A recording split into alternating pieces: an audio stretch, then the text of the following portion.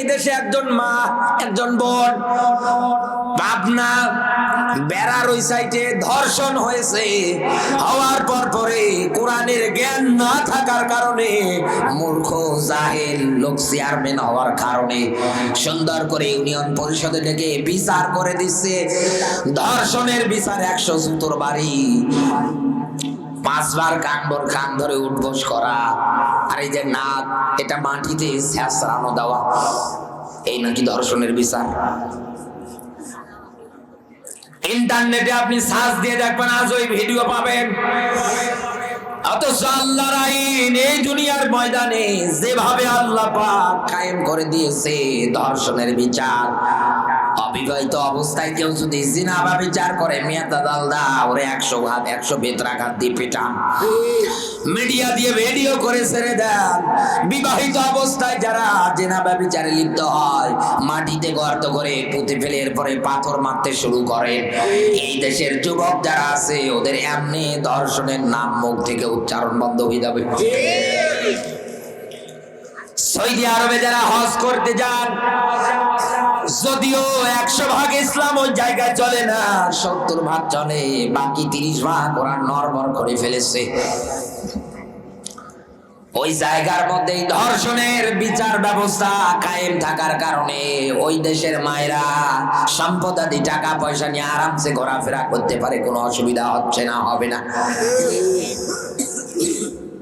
মানুষগুলো একাধারে সুন্দর করে টাকা পয়সা হাতে করেও যদি নিয়ে যায়, কেউ কোনোদিন ডাকাতি করবে না, চুরি করবে না, কোনো দিক দিয়ে অ্যাটাক করবে না, কারণ ওই দেশে কোরআনের আয়াত কায়েম আছে। সূরা মাইদার 38 নাম্বার আয়াত। চৌগাছাবাসী এই জায়গায় একটু শিক্ষা দেওয়ার জন্য বলছি। আল্লাহ পাক বলেন, আমাকে যদি পেতে চাও অবশ্যই তোমাকে কষ্ট করা লাগবে। কষ্টের মাধ্যমে আমার ভালোবাসা নৈকট্য যদি হাসিল করে নিতে পারো, আমি আল্লাহ তোমার ব্যাপারে বক্তব্য দিচ্ছি।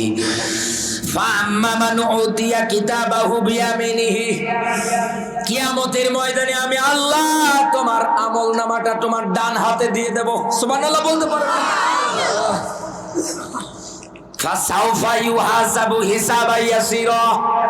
কিয়ামতের ময়দানে আমি আল্লাহ পাক তোমার হিসাব যা হবে একেবারে সহজ করে দেব। যশোরের মুসলমানেরা মিলিয়ে দেখেন তো, দিনের পথে আন্দোলন করতে গিয়ে যারা মারা যায় এরা কি কষ্ট করে না? আরো জোরে বলেন, এদের কি কষ্ট হয় না?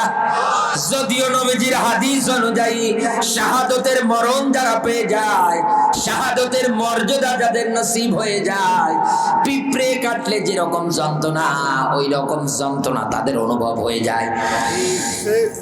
এই মানুষগুলোর ব্যাপারে এই তথ্য দিয়েই নবীজি শেষ করে দেয়নি। সর্বশেষ নবীজি পুরস্কারের ব্যাপারে ডাক দিয়ে বলেছেন, কিয়ামতের ময়দানে আল্লাহ পাক এই মানুষগুলোর দিকে তাকাবে, তাকিয়ে দেখবে কারো হাত নেই, কারো পা নেই। সঙ্গে সঙ্গে ফেরেশতাদেরকে ডাক দিয়ে বলবে, ফেরেশতারা এই মানুষগুলো আর এই মানুষগুলোর মধ্যে তফাৎ কি? এদের দেখো তো, কারো চোখ নেই, কারো হাত নেই, কারো পা নেই, আর এই মানুষগুলো এত সুন্দর, হাত বা চোখ যা আছে সবই তো দেখা যায়, আর এদের কেন ভিন্ন? ফেরেশতারা ডাক দিয়ে বলবে, মালিক এটা আমাদের চাইতে তোমার তো সব চাইতে ভালো জানা কথা। আল্লাহ পাক ডাক দিয়ে বলবেন, ফেরেশতারা তোমরা আজকে একটু বলো তো তোমাদের মুখে শুনতে আমার ভালো লাগে। সঙ্গে সঙ্গে ফেরেশতারা বর্ণনা করবে, আল্লাযীনা আমানু ইউকাতিলুনা ফি সাবিলিল্লাহ। ফেরেশতারা বর্ণনা করবে, আল্লাহ এরা ঈমান আনার পরে তোমার পথে লড়াই করতে গিয়ে, সংগ্রাম করতে গিয়ে হাত হারিয়েছে, পা হারিয়েছে, চোখ হারিয়েছে, পরিবার অধীনস্থ থেকে মা বাবার ভালোবাসা মোহাব্বত যা পাওয়া কথা ছিল সবগুলো থেকে তারা বঞ্চিত। সন্তানকে আদর করতে পারেনি, স্ত্রীর মোহাব্বত ভালোবাসা দিতে পারেনি, সবগুলো থেকে এরা বঞ্চিত। ওই দিন আল্লাহ পাক সিদ্ধান্ত নিয়ে ডাক দিয়ে বলবে, ফেরেশতারা শোনো, এই বান্দাদেরকে বলে দাও এদের আহাল বর্ডার মেম্বার থেকে এরা 70 জন মানুষের জন্য আমার কাছে সুপারিশ করুক, আমি আল্লাহ আজকে এদের সুপারিশ গ্রহণ করে নেব। এই আয়াত পড়ার পরে আমার এই ছোট্ট মেধা দিয়ে আমি যতটুকু গবেষণা করে মিলাতে পারিছি, মাসার মুয়াব্বি ছোট্ট দুইজন ভাই হওয়ার পরে তাদের মা তাদের হাতে এমনি খেজুর হাতের বাকল উঠিয়ে দিয়ে বলেনি, যা জিহাদের ময়দানে যা, নবীজির সঙ্গে যা, কাফের বেঈমানদের বিরুদ্ধে লড়াই সংগ্রাম করতে যা। এমনি বলেনি, কারণ ওই মহিলার চাওয়া পাওয়া একটাই ছিল, আমি কিয়ামতের ময়দানে 2 জন শহীদের মা হিসাবে দাঁড়াতে চাই। কারণ এইরকম শহীদ যারা হবে তাদের মর্যাদা আল্লাহর কাছে অধিক পরিমাণে হবে। ইতিহাসে এরকম যত তথ্য আমি পেয়েছি, আরেকটা তথ্য পেয়েছি, এক মহিলা নবীজির কাছে ছোট্ট দুধের শিশু এনে ডাক দিয়ে বলে, হে নবী, আমার এই ছোট্ট দুধের শিশু বাচ্চাটা নিয়ে আপনি জিহাদের ময়দানে যান। নবীজি ডাক দিয়ে বললেন, আম্মা, এই ছোট্ট বাচ্চাটাকে আমি জিহাদের ময়দানে নিয়ে কি করবে? তো কোনো কাজ নেই, এ তো আরেকজনের বিরুদ্ধে অস্ত্র ধরতে পারবে না। সঙ্গে সঙ্গে মহিলা ডাক দিয়ে বলছে, নগো নবী, আপনাকে বলছি একটু বিবেক খাটান, একটু মিলিয়ে নেন। আমার এই বাচ্চাটা লড়াই সংগ্রাম না হয় না করতে পারবে, তবে কাফের বেঈমানেরা যদি আপনার দিকে তীর মারে, আমার এই ছোট্ট বাচ্চাটাকে আপনি ঢাল হিসেবে না হয় ব্যবহার করবেন। আমার এই ছোট্ট বাচ্চার জীবনের ওসিলায় যদি আপনার জীবনটা বেঁচে যায়, এতেও আমার শুকরিয়া। নবীজি বললেন, না, এই ছোট্ট বাচ্চাটাকে তো জিহাদের ময়দানে নিয়ে যাওয়া যায় না, কারণ তো লড়াই করতে পারবে না। মহিলা ডাক দিয়ে বলে, নবী, আপনি যদি আমার এই বাচ্চাটারে নিয়ে যান, লাভ হবে কি লাভ? কাফের বেঈমানেরা যদি তীর মারে, তীরটা যদি আমার বাচ্চার বুকের ভিতরে ঢুকে যায়, আপনি সঙ্গে সঙ্গে তীরটা ধরবেন, জোরে যদি একটা শক্তি দিয়ে টান দেন, সঙ্গে সঙ্গে তীরটা বের হয়ে যাবে। আপনি এই তীরটা বের করার পরে আপনার কাঁধে ধনুকের সাহায্যে আরেকটা কাফের বেঈমানের দিকে সুন্দর করে আপনি আক্রমণ চালাতে পারবেন, যুদ্ধ চালাতে পারবেন এই তীরটা দিয়ে। হে নবী, লক্ষ্য করেন তো, যুবক মানুষের শরীরের মধ্যে যদি তীর লাগে, এই তীরটা কিন্তু আপনি এক টান দিয়ে বুক থেকে বের করতে পারবেন না, কারণ ওর হাড্ডিগুলো শক্ত, ওর চামড়া শক্ত, ওর গোশত শক্ত। আর আমার এই বাচ্চাটার চামড়া নরম, গোশত নরম, হাড্ডি নরম। এ নবী, তীর লাগার সঙ্গে সঙ্গে যখন টান দেবেন, অন্য একটা ধনুকের সাহায্যে আবার কাফেরদের দিকে ছুঁড়ে মারতে পারবেন। ও নবী, নিয়ে যান, আমার মনের একটাই চাওয়া, কিয়ামতের ময়দানে আমি একজন শহীদের মা হিসাবে দাঁড়াতে চাই। সেই মায়েদের অবস্থা আজ মিলিয়ে দেখেন। সেই মায়েরা এই দুনিয়ার ময়দানে আজ উলঙ্গ হয়ে থাকতে, বেপরদায় ঘোরাফেরা করতে, তাদের এত আন্দোলন, এত মিছিল, এত সংগ্রাম। স্বামী যদি 4টা বিয়ে করতে পারে, আমি কেন পারবো না? এই নিয়ে আন্দোলন করে। সম্মানিত মায়েরা যারা আছে, 2 মিনিটে আমি আপনাদেরকে একটা কথা শুনিয়ে যাই। খাদিজাতুল কুবরা নবীজির সঙ্গে যখন ব্যবসায় আবদ্ধ হয়ে গেলেন, নবীজির বয়স তখন কিন্তু ইতিহাস থেকে আমি যেটা পড়েছি বলছি ছোট্ট মেধা দিয়ে, নবীজির বয়স কিন্তু তখন 22 বছর। 22 বছরের একজন যুবক খাদিজাতুল কুবরার সঙ্গে ব্যবসায় আবদ্ধ। ওই সময়ের মধ্যেও কিন্তু তিনি নবুয়ত প্রাপ্ত হননি। 40 বছর বয়সে তিনি নবুয়ত প্রাপ্ত হলেন। এই 22 বছর বয়সে বিশ্ব নবী আমার প্রমাণ করে দিয়েছে খাদিজাতুল কুবরার কাছে যে দুনিয়ার ময়দানে আমানতদারিতা বলতে আছে। কারণ আরব জাহানের লোকগুলো সম্পদাদি টাকা পয়সা যার যেভাবে বাধ্য লুট করে নিত, খাদিজার কাছে আমানতদারিতা বলতে কোনো কিছু ওই সময় বুঝতো না। তার অঢল সম্পদের জন্য তিনি চিন্তা ভাবনা করলেন, বসে খেলে তো সব শেষ হয়ে যাবে, আমি তো নারী মানুষ, ব্যবসা করতে পারবো না, আমার একজন আমানতদার সুন্দর একজন ভালো মানুষ লাগবে যে আমার সঙ্গে শেয়ারে ব্যবসা করতে পারবে। বিশ্ব নবী আমার প্রথম দিনে গিয়ে সুন্দর করে ব্যবসার হিসাব দিয়ে দিলেন। খাদিজাতুল কুবরা ডাক দিয়ে বললেন, মুহাম্মদ, দুনিয়ায় যে আমানতদারিতা আছে এটা আমি আজকে বুঝলাম। ইতিহাস যারা পড়েছেন ওই সময়ে খাদিজাতুল কুবরা একজন মুশরিকা নারী, সে মূর্তি ভাস্কর্যের কাছে মাথা নত করত। এক কথা বলেন না, ইমানদার নারী না, মুমিন নরনারীর কাতারেও না। এই মহিলাটার নাম শোনা মাত্র ওই সময়ের যত মানুষ ছিল তারা জবান দিয়ে একটা কথা উচ্চারণ করত, তাহেরা। তাহেরা মানে সতী নারী, পবিত্র নারী। সুবহানাল্লাহ বলতে পারেন না? মুশরিকা একটা নারী হওয়ার পরেও এই মহিলাটার নাম শোনার সঙ্গে সঙ্গে বলতো, খাদিজা তো সতী নারী, পবিত্র নারী। আজ এই দেশে জন্মসূত্রে মুসলমান, তারপরেও চরিত্র ধরে রাখতে পারে না। এক কথা বলেন না কেন? কি ওয়াজ করবা আপনার বিরুদ্ধে? কি ওয়াজ করবো বলেন তো? কি বললে আপনি হেদায়েত প্রাপ্ত? ওয়াজ তো এই শেয়ারের দরকার নেই, এই শেয়ার তো এরকম সংসদে করা লাগবে। এক কথা বলেন না কেন? ওখানে যদি মেয়েদের পর্দার বিষয়ের ওয়াজ হয় তাহলে না মায়েরা সোজা হবে, না বাঁকা তো ও বাঁকায় ঠিক যাবে। সম্মানিত মায়েরা যারা আছেন, আশা করি ছোট্ট পয়েন্টটা থেকে আপনি একটা শিক্ষা নেবেন।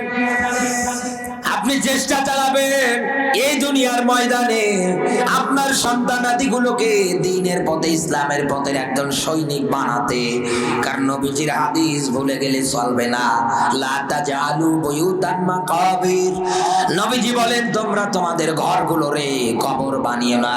কারণ যেই ঘরের মধ্যে কোরআন প্রচার হয় না ওটা ঘর না, ওটা কবর।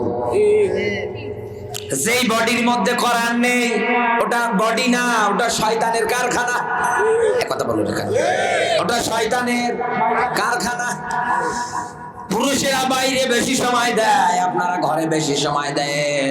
আপনি চাইলে আপনার স্বামীটারে ভালো বানাতে পারবেন, আপনি চাইলেই আপনার সন্তানটাকে ভালো বানাতে পারবেন, আপনি চাইলেই আপনার মেয়েটাকে পর্দায় রাখতে পারবেন না। আপনি যদি হয়ে যান উল্টা পাল্টা, পুরো পরিবার কিন্তু হয়ে যাবে নড়বড়।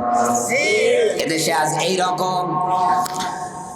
আমার বন্ধুরা, সূরা নিসার ৭৬ নম্বর আয়াত থেকে আমি আপনাকে শুরুর একটু অংশ নিয়ে এতগুলো ব্যাখ্যা, এতগুলো আমি কথা আপনাকে বললাম।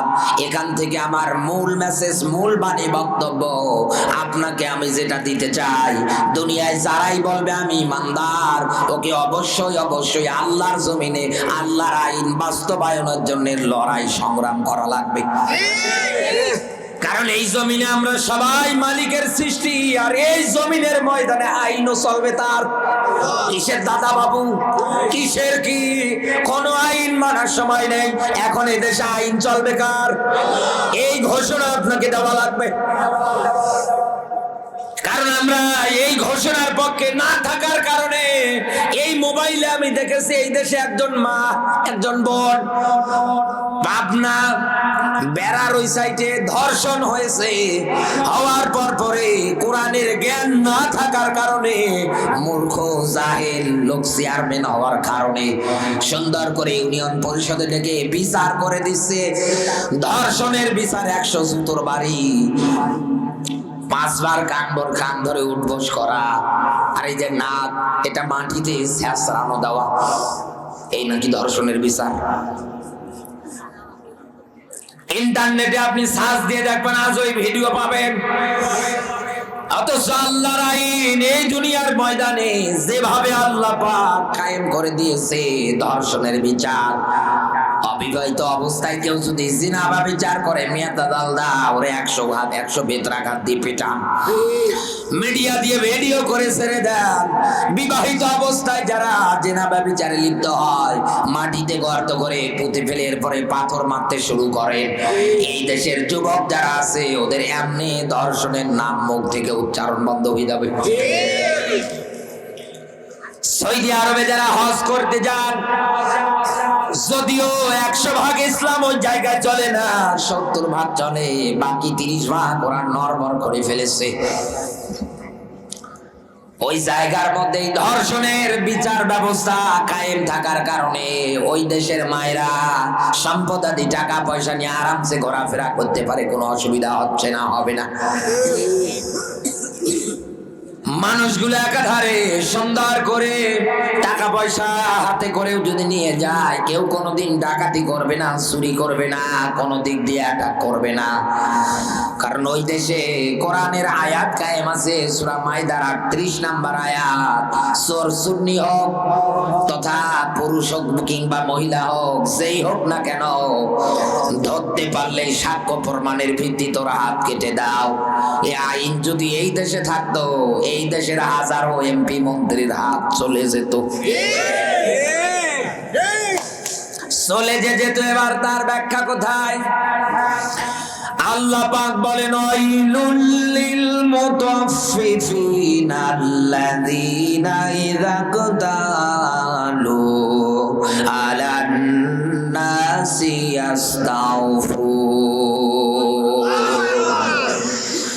এই যে কোরআনের অইল এই শব্দটা যত জায়গায় পাবেন তত জায়গায় আল্লাহ বলছেন দুর্ভোগ, সর্বনাশ ওই মানুষগুলোর জন্য যারা নেওয়ার সময় বেশি নেয়, দেওয়ার সময় কম দেয়। একটু ভালো করে পয়েন্টটা মেলান তো।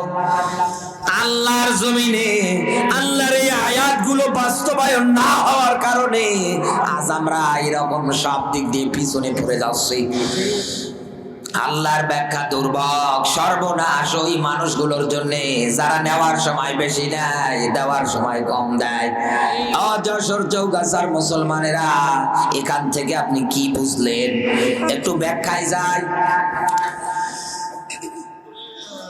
বড় একজন আলেম হতে গেলে, বড় একজন মাওলানা হতে গেলে কত দূর পর্যন্ত পড়াশোনা করা লাগে, কত যোগ্যতা অর্জন করা লাগে।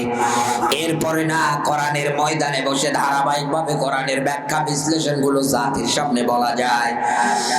এত দূর পর্যন্ত 1 থেকে শুরু করে সেই মাস্টার্স পর্যন্ত পড়াশোনা করতে গেলে কতগুলো ধাপে ধাপে আপনাকে পার করা লাগে। এতগুলো ধাপে ধাপে সেক্টরে পড়াশোনা করতে গিয়ে কোন জায়গায় কোন ছাত্র চাইবে না যে আমার যিনি শিক্ষক তার যে জ্ঞান আছে, তিনি যে ক্লাস নেবে এই ক্লাসটা যেন কম সময় তিনি নেয়, কোনোদিনও চাইবে না। উনি চাইবে স্যার 45 মিনিটের জায়গায় যেন 50 মিনিট ক্লাস নেয়। এরকম সব জায়গায় বেশি বেশি করে নেবে। নেওয়ার পরে বড় একজন আলেম হয়ে গেল। নবীজির হাদিস অনুযায়ী এইবার কোরআনের এই ময়দানে বসে বাল্লিগু আন্নি ওয়ালাউ আয়া, একটা আয়াত, একটা ব্যাখ্যা, একটা হাদিসও যদি জানা থাকে এইটাই প্রচার করা ফরজ। আর এই ফরজের কাতারে কিন্তু শুধু এই ভাই না, এই ফরজের কাতারে শুধু আমি একা না, তামাম দুনিয়ায় যত মুসলমান আছে যদি বলে আমি মুসলমান, ওকে কোরআনের তাবলীগ করা ফরজ। এদেশে আমরা হুজুরদের উপরে করিয়ে দেই। আলেম মানুষ যারা আছে ওরা কোরআন পড়বে, ওরা কোরআনের ব্যাখ্যা বলবে, আমাদের তো কোনো যায় আসে না, খাবো দাবো আর বিড়ি টানবো। এক কথা বলবো না, এটা যা আপনার উপরেও মানা ফরজ, আপনি জানেন না। নেওয়ার সময় সব জায়গা থেকে বেশি বেশি করে নিয়ে আলেম হয়ে গেল। নবীজির হাদিসের দিকে তাকে যখন চেয়ারের মধ্যে বসে যায়, এইবার মনে পড়ে যায় আমি যদি কোরআনের হক কথা যা জানি প্রচার করি, আমাকে যদি কারাগারে বন্দী করে আমার বউ বাচ্চা কি খাবে? কথা বলে রাখা। এই যে নেওয়ার সময় বেশি বেশি নিয়ে আলেম হয়ে গেল, সাপ্লাই দেওয়ার ক্ষেত্রে, প্রচার করার ক্ষেত্রে, তাবলীগ করার ক্ষেত্রে ওকে অবশ্যই ওই রকম সঠিক আকারে প্রচার করা লাগবে। যদি সঠিক আকারে প্রচার না করে, আল্লাহর ব্যাখ্যা অইল, দুর্ভোগ, সর্বনাশ ওর জন্য। এই দেশের যারা এমপি মন্ত্রী আছে, চৌকিদার থেকে শুরু করে রাষ্ট্রীয় পর্যায় পর্যন্ত যারা আছে, ভোট যখন আসে জনগণের কাছে এসে সভা সম্মেলনে বলে দেয়, আপনারা এলাকার মানুষ যারা আছেন একটা বার খেদমত করার সুযোগ করে দেন, সবাই আপনারা আমাকে ভোট দেবেন, রায় দেবেন, পাশে থাকবেন, সুন্দর করে আমাকে নবনির্বাচিত করে ফেলবেন। এলাকার মানুষ সারা দিয়ে দেয়, ঠিক আছে। কত প্রতিশ্রুতি ওয়াদাবদ্ধ হয়ে যাচ্ছে, এটা সেই বলে সুন্দর প্রতিশ্রুতি দিয়ে যায়। এলাকার লোকজন পাগল হয়ে ওর পিছনে সাক্ষ্য সব মেরে দেয়। সুন্দর করে একটা আসন পেয়ে যায়। এইবার মনে মনে চিন্তা ভাবনা করে, আমি তো দেশের একজন ভালো পর্যায়ে গেলাম, তা আমি এখন এদেশে থাকবো না, আমার চিন্তা ভাবনা বাইরের দেশে যাওয়া লাগবে। জনগণের কাছ থেকে রায় সমর্থন সঠিক আকারে নিল, নেওয়ার পরে এদের অধিকারগুলো সঠিক আকারে দেয় না, রডের বদলে বাঁশ দেয়। এই লোকটাও দুর্ভোগের কাতারে, কারণ এই লোকটা নেওয়ার সময় সব মানুষের কাছে সঠিক আকারে নিল। তো জনগণের খেদমত করা, কুল্লুকুম রাঈন, দায়িত্ব পালন করা ফরজ। কারণ দায়িত্বের ব্যাপারে আল্লাহ নিজে জিজ্ঞাসা করবে। এই দায়িত্ব পালন করতে গিয়েও যদি সঠিক কায়দায় দায়িত্ব পালন করতে না পারে, ও কিন্তু এই দুর্ভোগ এর কাতারে। এই বাংলাদেশে মিলিয়ে দেখেন, আজ যদি কোরআনের আয়াত এটা থাকতো, আল্লাহর আইন, এই দেশের হাজারো মানুষের হাত থাকতো না।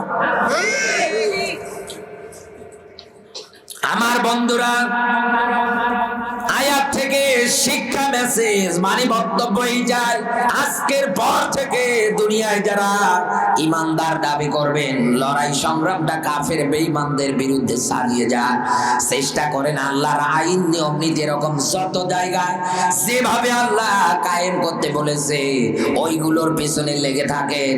থাকতে থাকতে যদি মারাও যান, আল্লাহ আপনাকে শাহাদতের মরণ দিয়ে বরকত করে দেবে। আমার বন্ধুরা, এটা ছিল আয়াতের প্রথম অংশে। এবার আসেন দ্বিতীয় অংশে যাই। দ্বিতীয় অংশে আল্লাহর ব্যাখ্যা। এইবার আমার আল্লাহ পাক এই জায়গার মধ্যে আরেকটা তথ্য সুন্দর করে উঠিয়েছেন।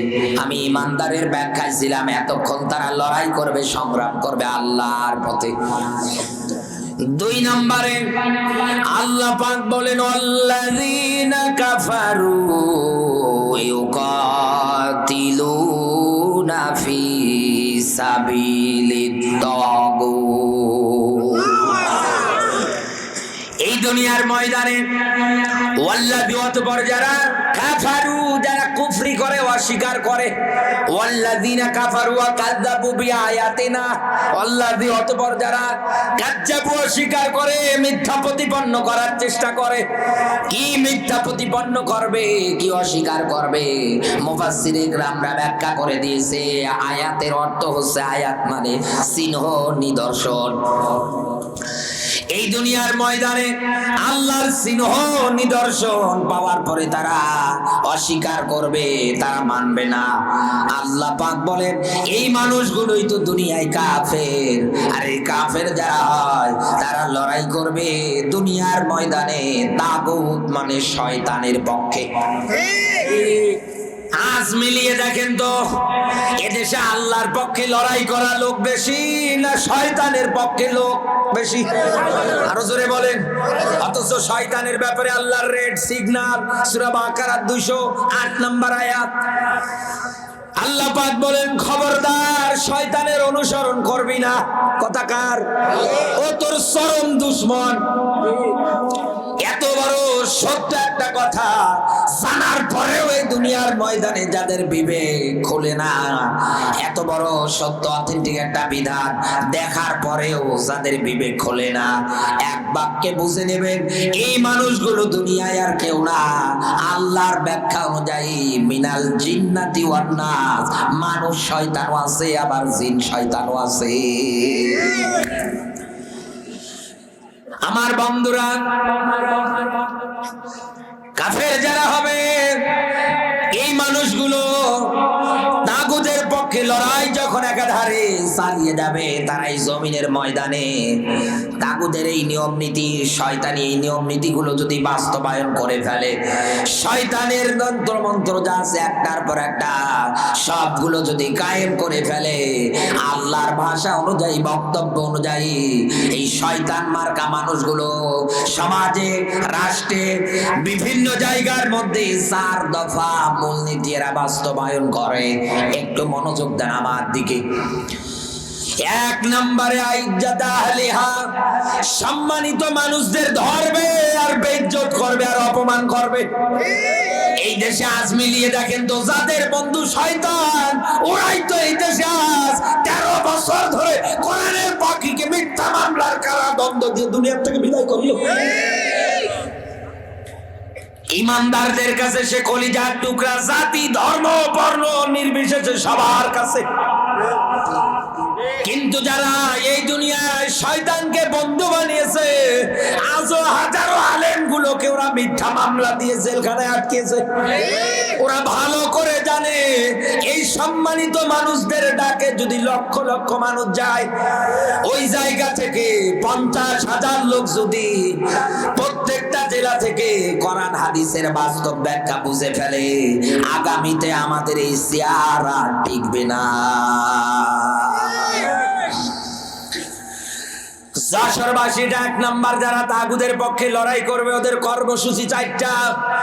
1 নাম্বার, সম্মানিত মানুষদের ওরা সম্মান দেবে না, সব সময়ের জন্য ওরা অপমান অপদস্থ করবে। তাম দুনিয়াটা গবেষণা করে মিলিয়ে দেখেন তো, সম্মানিত মানুষদের কোনো সম্মান আছে? কোন জায়গায় সম্মান নেই। এমনকি এই দেশের মসজিদ গুলোর মধ্যে যারা দায়িত্ব পালন করে, মসজিদের খতিব, মুয়াজ্জিন, ইমাম যারা আছে, তাদের তো সম্মানিত আপনি দাম দেন। মসজিদে একটু এরকম কাগজ পড়ে আছে, একটু ময়লা পড়ে আছে, আপনি যাওয়ার পরে তাকিয়ে দেখছেন পরে আছে, কেন ওই জায়গা থেকে আপনারা হাত দিয়ে আস্তে করে নিয়ে ফালিয়ে দিতে পারেন না? না, ও আরো গরম দেয়, টাকা নেন না কি এমনি এমনি আছে, এমন এমন কথা বলে, শেষে কলিজা পর্যন্ত ছিদ্র হয়ে যাওয়ার মতো অবস্থা হয়ে যায়। লোকটা মনে কষ্ট নিয়ে পরিবারের দিকে তাকায়, চিন্তা ভাবনা করে এই অবস্থায় যদি আমি চাকরিটা ছেড়ে দেই, আমার পরিবারের দুরবস্থা হয়ে যাবে। মুখের দিকে তাকিয়ে কিচ্ছু বলতে পারে না, কিন্তু অন্তরে লোকটা ভারী কষ্ট পেয়ে যায়। আপনি তো আপনার জায়গা থেকে আপনার এলাকার ইমাম মুয়াজ্জিনদের সম্মান করতে পারেন না, আপনিও কিন্তু এই কাতারের লোক। কথা বলেন না কেন? কারণ ইমাম মানে নেতা, ইমাম মানে, আরো জোরে বলেন, ইমাম মানে নেতা। 5 টাকার যে নোট আছে কাগজের, এই 5 টাকার নোটের এই কাগজটা মিলাবেন আমার কথাটা। এই 5 টাকার এই কাগজের নোটটার মধ্যে দেখবেন একটা মসজিদ সুন্দর করে দেয়া আছে, ওই মসজিদের নাম হচ্ছে কুসুম্বা মসজিদ। যান নওগাঁ জেলার মান্দা থানায়, মান্দা ফেরিঘাট পার হওয়ার পরে 8-10 মিনিট লাগবে ওই মসজিদটাতে যেতে। ওই মসজিদে যাওয়ার পরে আপনি ঢুকে দেখবেন এত সুন্দর করে ভারী একটা এলাকা জুড়ে বড় সুন্দর ওই মসজিদটা, যেটা 5 টাকার নোটের মধ্যে আছে। এই মসজিদের ভিতরে প্রবেশ করার পরে তাকিয়ে দেখবেন মসজিদের ভিতরে একটু উঁচু জায়গা মিনার আকারে সুন্দর করে করে দিয়েছে। তার মানে ওই সময়ের যিনি এই মসজিদের ইমাম সাহেব, উনি শুধু মসজিদের ইমামও না, শুধু 5 ওয়াক্ত নামাজ পড়াই ওনার দায়িত্ব ছিল না, সমাজের যত বিচার যত কিছুই হোক না কেন উনি ওই জায়গায় বসে সবগুলোর রায় ফয়সালা আল্লাহর কোরআন থেকে দিয়ে দিত। এই কোসম্বা মসজিদে যান, আপনি গিয়ে দেখবেন ওরকম উঁচু ঢালু সুন্দর করে দেওয়া আছে। আমি নিজে ওই জায়গার উপরে উঠেছিলাম, তারপরে নিচের দিকে তাকালাম, দেখলাম এই জায়গায় বসে তো সবাইকে স্পষ্ট ভাবেই দেখা যায়। একটা সময় ইমামরা শুধু মসজিদে নামাজ পড়াই তাদের দায়িত্ব ছিল না, সমাজের যত বিচার যা কিছু আছে সব তারা একাধারে চালাতো। আজ এই দেশে আপনি ইমামের সঙ্গে এমন আচরণ করেন, সে তো আপনার এলাকার একজন সম্মানিত মানুষ, তার একটা সম্মান আছে, মান সম্মান আছে। এমনকি এলাকার এমনও বিচার কার্যগুলোতে আমি দেখি ইমাম সাহেবেরা উপস্থিত থাকে, এলাকার গণ্যমান্য ব্যক্তিরা উপস্থিত থাকে, মেম্বার চেয়ারম্যান যে আছে ও পায়ের উপরে একটা পা উঠিয়ে দিয়ে সিগারেট ধরিয়ে ইমাম সাহেবের সামনে টানে। কথা বলেন না কেন? এগুলো যশোরে আছে, আমার এলাকায় দেখি। কি নবাবজাদা! আমার বন্ধুরা, দুনিয়ায় যদি আপনি সম্মানিত মানুষদেরকে এরকম সম্মান আসন দেওয়ার পরেও সম্মান যদি শ্রদ্ধা ভালোবাসা যদি না দেখাতে পারেন, না করতে পারেন, শয়তান যা আপনিও তা। 2 নম্বরে, এই দুনিয়ার ময়দানে তাগুতের পক্ষে যারা মিছিল দেয়, দুনিয়ায় যারা কোরআনের আয়াত মানে না, যারা অস্বীকারী হয়, দুনিয়ায় যাদের লড়াই সংগ্রামটা শয়তানের পক্ষে হয়, এই দুনিয়ার ময়দানে ওরা সব জায়গার মধ্যে বিশৃঙ্খলা তৈরি করে দেয়। 3 নম্বরে, নিজে আল্লাহর আইন মানবে না, অপরকে পর্যন্ত মানতে দেবে না। 4 নম্বরে, এই দুনিয়ার ময়দানে আল্লাহর আইন গুলো প্রতিষ্ঠা করতে গিয়ে ওরা বাধা দেয়। বাধা দেওয়া মানে আল্লাহর আইন যাতে বাস্তবায়ন না হয়, আল্লাহর আইন যেন সমাজে প্রতিষ্ঠিত না হয়, এরকম যত আইন আছে একটা একটা করে সব তারা অস্বীকার করবে। কোন জায়গায় কোন স্থানে আইন নিয়ম কানুন গুলো প্রতিষ্ঠিত বাস্তবায়ন হতে তারা দেবে না। এই দেশের দিকে এখন একটু নজর দিয়ে মিলান তো আমার কথাটা। এই দেশের মধ্যে হাজারো মানুষ আছে এই কাতারে, নিজে আল্লাহর আইন মানে না, অপরকেও মানতে দেয় না। নিজে আল্লাহর আইন প্রতিষ্ঠিত দেয় না, বরং আরো আইন তুলে দেয়, আরেকজন আইন নিয়ম নীতি মেনে নেয়, তার নামে আবার উল্টা পাল্টা নাম দিয়ে কালার করে দেয়। এইবার আমার আল্লাহ পাক ইমানদার যারা আছে এই দুনিয়ার ময়দানে তাদেরকে আমার আল্লাহ পাক সুসংবাদ দিচ্ছে। দুনিয়ার ময়দানে যারা তাগুতের পক্ষে লড়াই করে, সংগ্রাম করে, আল্লাহ পাক বলেন শয়তান তো তাদের বন্ধু। আর এই শয়তান দুনিয়ার ময়দানে যত এরকম চক্রান্ত যত কিছুই চালাক না কেন, আমি আল্লাহ পাক বলছি শয়তানের চক্রান্ত একেবারে দুর্বল, দইফা। শুধু যদি দইফ থাকতো তাও মানা যায়, দইফা একালিপ টান আছে। আল্লাহ পাক বলেন এই শয়তান মার্কা মানুষগুলো চক্রান্ত, এমনকি শয়তানের চক্রান্ত যত কিছুই তারা চালাক না কেন একেবারে দুর্বল, কোন দিক দিয়ে কোন জায়গায় তারা সফল হতে পারবে না, তার মানে সব জায়গার মধ্যে ওরা ব্যর্থ হবে। দুনিয়ার ময়দানে হয়তো এইগুলো দিয়ে দিয়ে তারা মানুষের উপরে একটার পর একটা আইন কানুন নিয়ম নীতি চালু করে মানতে বাধ্য করে দেবে, মানুষের উপরে জুলুম করবে। আল্লাহ পাক বলেন এই জুলুমকারীর কাতারে যদি ওরা পড়ে যায়, ওরা যদি অন্যায় ভাবে মানুষদের উপরে জানার পরেও এরা যদি অন্যায় অবিচার একাধারে চালিয়ে দেয়, চাপিয়ে দেয়, আমার বক্তব্য হচ্ছে কিয়ামতের ময়দানে আমি আল্লাহ নিজে ওদের বিরুদ্ধে মামলা করব। ইন্নামাস সাবিলু আলাল্লাযিনা ইয়াযলিমুনান নাস, যারা মানুষ হয়ে মানুষের উপরে জুলুম নির্যাতন একটার পর একটা চালায়, আল্লাহ পাক বলেন কিয়ামতের ময়দানে আমি নিজে মামলা করব। দুই নম্বরে, এই দুনিয়ার ময়দানে সীমা লঙ্ঘনকারী যারা হয়, যারা আমার আয়াত মানে না, এই যে তাগুত, এই শব্দটুকু তুগিয়ান শব্দ মূল থেকে এসেছে, যার অর্থ মুফাসসিরে কেরামরা ব্যাখ্যা করে দিয়েছে সীমা লঙ্ঘনকারী। এই দুনিয়ার ময়দানে যারা এই রকম হয়, কিয়ামতের ময়দানে আল্লাহ পাক বলেন ওদের মামলা আমি নিজ হাতে দেব। আল্লাহ যদি ওদের মামলা দেয়, ওরা বাঁচবে? আরো জোরে বলেন। নবীজির হাদিস, দুনিয়ায় যারা জুলুমকারী হয়, দুনিয়ায় যারা মানুষের উপরে জুলুম করে, এই জুলুম কিয়ামতের ময়দানে অন্ধকার হিসাবে দেখা দেবে। এই জন্য বন্ধু, এই আয়াত থেকে আমি আপনাকে মেসেজ মানি বক্তব্য দিয়ে দ্বীনের পথে, ইসলামের পথে ফিরে নিয়ে আসতে চাই আপনাকে আমি। এই দুনিয়ার ময়দানে আপনার জীবন জিন্দেগিটা আপনি সুন্দর করে ইসলামী নিয়ম নীতি দিয়ে মেনে নেন। এতক্ষণ এই জায়গায় বসে বসে এই কথাগুলো আপনি শুনলেন, এই মুহূর্তে এই জায়গা থেকে এবার আমি আপনাকে ডাকছি আল্লাহর দিকে। ওয়ানিবু ইলা রাব্বিকুম আসলিমু লাহু। আল্লাহ পাক বলেন দৌড়া আমার ক্ষমার দিকে আয়, আমার রহমতের দিকে আয়। তুই আমার কাছে আসার পর পরে আত্মসমর্পণ কর, স্যালেন্ডার কর।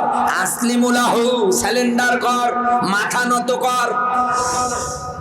এটা যদি তুই করতে না পারিস, অন্যথায় মানুষের উপরে জুলুম করতে করতে, শয়তানের পক্ষে স্লোগান দিতে দিতে, মিন ক্বাবলি আইয়াতিয়া আহাদাকুমুল আযাব, এইরকম করে করে আমার শাস্তি যখন চলে আসবে, আমি আল্লাহ পাক বলছি সুম্মা লা তুনসারুন, তখন কিন্তু কোনো লাভ হবে না, কোনো সাহায্যকারী তুমি পাবা না। এই জন্য দুনিয়ায় যারা ইমানদার হওয়ার পরেও এই দুনিয়ার ময়দানে দিন কায়েমের পথে আন্দোলনের লড়াই করতে পারেন না, ভয় করেন, দুনিয়ায় যারা শয়তানি নিয়ম নীতি দিয়ে নাচানাচি করেন, ও ভয়কে ডাকছি কোরআনের এই আয়াত দিয়ে আল্লাহর জমিনে আল্লাহর বিধানের কাছে, নিয়ম নীতির কাছে স্যালেন্ডার করেন, আত্মসমর্পণ করেন। আল্লাহর এই ডাক আমার শাস্তি আযাব আসার আগেই, অন্যথায় যখন শাস্তি চলে আসবে কোনো লাভ হবে না। কারণ ফিরাউন ও যখন মারা যায় বারবার ডাকতে বলছে আল্লাহ। ফেরেশতারা যারা ছিল ওই মুহূর্তের মধ্যে তার মুখে কাদা পর্যন্ত ছুঁড়ে মেরেছিল, কারণ আল্লাহ তো রহমান, আল্লাহ তো রহিম, আল্লাহ তো গফুর গফফার, না জানি আবার কখন কোন দিক দিয়ে মাফ করে দেয় কিনা। আমার বন্ধুরা, এই দুনিয়ার ময়দানে আমি আপনাকে আয়াত দিয়ে ডেকে গেলাম। ইমানদার হওয়ার পরেও যারা লড়াই করতে পারেন না, কর্মসূচি তারা লড়াই সংগ্রাম চালিয়ে যান। দুই নম্বরে শয়তানি নিয়ম নীতি যা আছে, এগুলো যারা কার্যকর প্রতিষ্ঠিত ধান্দায় আছেন তারা ফিরে আসেন, নতুবা আপনার এই অবস্থায় থাকতে থাকতে আযাব, মরণ, শাস্তি চলে যখন আসবে কোনো লাভ হবে না। আল্লাহ তুমি আমার তাওবা কবুল করো, হবে? এই বাংলাদেশের সিস্টেম অনুযায়ী যেটা দেখা যায়, সারা জীবন ইসলামের বিরুদ্ধে, কোরআনের বিরুদ্ধে জীবন পার একাধারে করে যায়। হঠাৎ করে মরণ যখন সামনে উপস্থিত, সন্তানের হাত ধরে ডাক দিয়ে বলে, বাবা মসজিদের ইমাম সাহেব কোন জায়গায়? বলে হুজুর তো মসজিদে। বলে যা ডেকে নিয়ে আয়, আমি মনে হয় আর বাঁচবো না, আমার নিঃশ্বাস নিতে কষ্ট হচ্ছে। সন্তান এক দৌড়ে হুজুরকে ডাকছে, ও হুজুর দৌড়ান আমাদের বাড়ির দিকে, আমার বাবা কেমন কেমন করছে। হুজুর এক দৌড়ে আসার পরে তাকিয়ে দেখে নাটা উল্টিয়ে ফেলেছে। কি গো, ভালো মানুষ। হুজুর শিয়রের পাশে বসে সন্ধ্যার করে সূরা ইয়াসিন পাঠ করে। ওই জায়গায়। আচ্ছা বলেন তো, এই আয়াত যদি আল্লাহর এই ব্যাখ্যা আয়াত এইভাবে হয়ে থাকে, ওর তো মরণের সময় আযাব হচ্ছে, কারণ কোরআনের ব্যাখ্যা ওয়াজাত সাকরাতুল মাউতি বিল হক। বলেন আল্লাহু আকবার। মৃত্যুতে যন্ত্রণা আছে, এটা সত্য। ওর মরণের যন্ত্রণা ওর কাছে উপস্থিত, ওর শাস্তি হচ্ছে, আযাব হচ্ছে। আল্লাহ পাক বলেন সুম্মা লা তুনসারুন, শাস্তি আযাব আসলে তোর একটা কথা, একটা বাণী, বক্তব্য আমার কাছে গ্রহণযোগ্য হবে না। তুমি এতদিন কি করেছে? সারাটা জীবন পার করে দাও ইসলামের বিরুদ্ধে, হুজুর ধরো, হুজুর মারো, চামড়া তোলো, এই স্লোগান দিয়ে মরণের সময় হয়, তখন বলো আল্লাহ তুমি আমারে মাফ করো। আল্লাহর অত দায় পড়েনি তোমার মাফ করবে। আল্লাহ যদি মাফই করতো তাহলে আল্লাহ এই আয়াত দিত না। আল্লাহ কি আয়াত দিত? বলেন না কেন? আল্লাহ এই আয়াত দিত? কোনো দিন দিত না। এই ময়দানে যারা বসে আছেন, এই দুনিয়ার ময়দানে তাগুদের পক্ষে যারা থাকে, তাদের ব্যাপারে আল্লাহর একটা তথ্য বলছি এবার আপনাকে আমি, একটু মনোযোগ দেন। কোরআনের মাহফিল অনুষ্ঠানগুলো দেখা যায়, হাজার হাজার মানুষ এসে উপস্থিত হয়ে যায়। সব মানুষগুলো কি হেদায়েত প্রাপ্ত হবে? না, কোনোদিনও না। আল্লাহর ব্যাখ্যা, আল্লাহ পাক বলেন ইন্নাল্লাযীনা কাফারু সাওয়াউন আলাইহিম আনযারতাহুম আম লাম তুনযিরহুম লা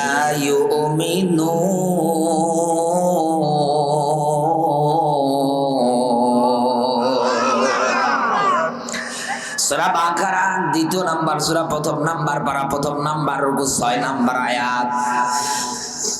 আল্লাহ পাক বলেন ইন্নাল্লাযীনা কাফারু, নিশ্চয় যারা কাফের। আর কাফেরের তথ্য এখানে পেলাম, তারা কি করে? তারা তাগুদের পক্ষে লড়াই করে, সংগ্রাম করে।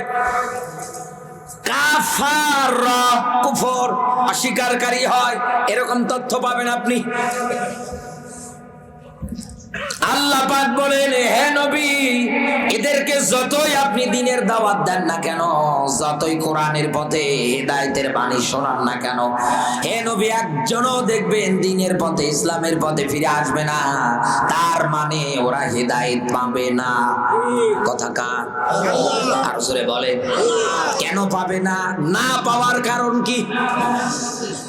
এইবার আমি আপনাকে আরেকটা তথ্য বলছি, একটু ভালো করে মেলান। এখানে যারা শিক্ষিত মানুষ বসে আছে তারা এই আয়াতটা ভালো বুঝবে। কোরআনের ভাষা অনুযায়ী ফাকাত দল্লা দলালাম বাইদা, দল্লা ইউদিল্লু এরকম শব্দ পাওয়া যায়। বাফি ফাত, এই দুনিয়ার ময়দানে ওই লোকটা নিজেই নিজেকে পথ ভ্রষ্ট করে ফেলেছে, কারণ ওর বন্ধু তো শয়তান। এই কথা বলেন না, ও তো তাগুদের পক্ষে লড়াই করে, সংগ্রাম করে। আর শয়তান যদি কারো বন্ধু হয়ে যায়, ও কোনোদিন হেদায়েতে আসবে? ওকে যতই আপনি কোরআন শরীফ থেকে ব্যাখ্যা করে শোনান না কেন, ওর আরো শয়তানি বাড়বে। এই মানুষটাকে ওর নিজে, ওর কর্ম যেটা আছে ওটা ওকে আল্লাহর পথ থেকে, দ্বীন আর ইসলাম থেকে ওকে দূরে সরে নিয়ে গিয়েছে। ও কোনোদিন হেদায়েত পাবে না। তার বাস্তব এখন মেলান।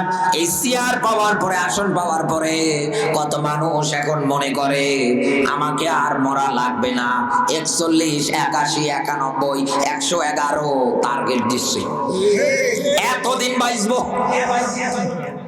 অথচ এই যে এখন বাজতেছে 11:30, সর্বোচ্চ আর আধা ঘন্টা, 12টা বাজলেই আমি এই জায়গা থেকে নেমে যাব।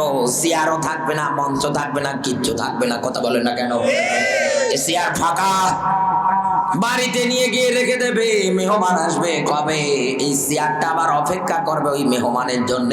মেহমান আসলে আবার সুন্দর করে সুসজ্জিত করে বসাবে। এই দুনিয়ার ময়দানে চেয়ার অনেকে, এই দুনিয়ার প্রাচুর্য, ক্ষমতা, ধন সম্পদ, টাকা পয়সার দিকে ধাবিত করে ফেলেছে। এইবার আমি আপনাকে সূরা তাকাসুরের ব্যাখ্যা বলছি। আল্লাহ কুমুত তাকাসুর, এই দুনিয়ার ময়দানে ধন সম্পদ, টাকা পয়সা, ক্ষমতা, প্রাচুর্যের মায়ায় অনেকেই প্রতিযোগিতা করে। এই আয়াতের মানে কিন্তু এটা টাকা সুর মানে ধন সম্পদ, ক্ষমতা, এক কথায় প্রাচুর্য, এড়ানো, প্রতিযোগিতা করা। ওই সময়ের মধ্যে আনসারী দুই দল সাহাবী তারা একত্রিত হওয়ার পরে বলতো, আমাদের দলে এরকম লোক আছে যাদের অনেক সম্পদ, অনেক টাকা পয়সা, অনেক শেয়ার, অনেক কিছু আছে। আর একদল বলতো, তোমাদের শুধু ওই আছে, আমাদের এই আছে। এই দুই দল সাহাবীর এই অবস্থা দেখে আমার আল্লাহ এই আয়াত নাযিল করে দিয়েছে। এই দুনিয়ার ময়দানে খবরদার, ধন সম্পদ প্রাচুর্যের মায়ায় তোমরা যেন পড়ে না যাও। এই আয়াতের ব্যাখ্যা পড়তে গিয়ে আমি একটা শব্দ পেয়েছি।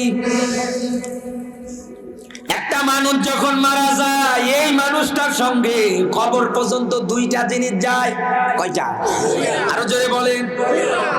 পুরো সূরাটা সুন্দর করে বাংলা অনুবাদ দেখবেন, হেদায়েত যদি থাকে কোরআনের একটা শব্দ থেকেই যথেষ্ট। দুইটা জিনিস মানুষের কবর অবধি পর্যন্ত যায়। একটা কবরে যাওয়ার পরে কিয়ামত পর্যন্ত তার সঙ্গেই থেকে যায়, তার মানে তার সঙ্গেই চলে যাবে। আর একটা কবর অবধি যাওয়া পর্যন্ত ফিরে আসবে। তার মানে দুনিয়ায় যতটুকুন ভালো আমল করেছে এটা তার সঙ্গে যাবে, এর ভাগ কেউ নিতে পারবে না। যতটুকুন খারাপ আমল করেছে এর ভাগ কেউ নিতে পারবে না। আর যারা ফিরে আসে এরা হচ্ছে দুনিয়ার মানুষ। তাকে কবরস্থ করার পরে সুন্দর করে ফিরে আসে, কেউ আর কবরের পাশে মনের ভুলেও দাঁড়ায় না। কথা বলেন না কেন? এই জন্যই তো আল্লাহ এই মেসেজটা দিয়েছে, বান্দা এই দুনিয়ার ময়দানে তোর যেন এইরকম কোনো কিছু মনে না হয়। আজ আমরা মিলিয়ে দেখেন তো, আমাদের কর্মগুলো আজকে আমাদেরকে আল্লাহর হেদায়েতের পথ থেকে দূরে সরে নিয়ে যায়। এই জন্যই তো দুনিয়ায় হাজারো বিপদ। জহরাল ফাসাদু ফিল বাররি ওয়াল বাহরি বিমা কাসাবাত আইদিন নাস। জলে এবং স্থলে যত বিপর্যয় সৃষ্টি হয় সব তো মানুষের দুই হাতের কর্মের ফল। আপনি তো ডেকে নিয়ে আসেন করোনা ভাইরাস, আপনি তো ডেকে নিয়ে আসেন বড় বড় ঘূর্ণিঝড়, জলোচ্ছ্বাস, আপনার অপকর্মের ফল। এমনি তো আসে না। কারণ এই দেশে দিন দিন যেভাবে অপকর্ম বেড়ে যাচ্ছে, যান কক্সবাজারে, দুনিয়া কি জিনিস ভুলে যাবেন। মরা যে একদিন লাগবে ভুলে যাবেন। কি স্পট বানিয়েছে, এক কথা বলেন না কেন? অথচ ৯৬% মুসলমানের একটা দেশ। এই যে পাশেই গদখালি আছে, যান ফুলের রাজ্য, যিনি ওটা কায়েম করে ফুলের বাগান সাজিয়েছে, ওনার চিন্তা টেন্ডেন্সি নতুন মানুষ আসবে দেশ বিদেশ থেকে, ফুল দিয়ে তাদেরকে সম্মাননা জানানো হবে, এটাই তার চাওয়া। সেই জায়গাটা আজ মিলিয়ে দেখেন নর্তকীদের আসর বানিয়েছে। সওয়াব তো ট্রাক দিয়ে ফেরেশতারা দিচ্ছে। আপনার এই রকম এক একটা অপকর্মের কারণে এই জমিনের ময়দানে এক একটা দুর্যোগ আল্লাহ দুনিয়ায় দেয়, যার কারণে আপনিও এই দুর্যোগ, এই গজবের হাত থেকে বাঁচতে পারেন না। ইমানদার যারা আছে ওরাও ধানের পাতানের মতো চলে যায়। আমার বন্ধুরা, এই জন্য আমি আপনাকে আজকের এই আমার আলোচনার মেসেজ বাণী বক্তব্য এটাই দিয়ে যেতে চাচ্ছি, দুনিয়ায় যতদিন বাঁচবেন, ইমানদার যদি আপনি নিজেকে দাবিদার করেন যে আমি ইমানদার, এটা শুধু মুখে না, অন্তর অবধি পর্যন্ত পৌঁছিয়ে বলেন আমি একজন ইমানদার, এই রকম ইমানের ঘোষণা দুনিয়ায় যারা দেয়, আল্লাহ পাক বলেন তাদের কর্তব্য, দায়িত্ব, সৃষ্টি যার, আইন চলবে তার, এই বিধানের পক্ষে কাজ করা তাদের জন্য ফরজ। وَإِنَّهُ لَذِكْرٌ لَكَ وَلِقَوْمِكَ وَسَوْفَ تُسْأَلُونَ।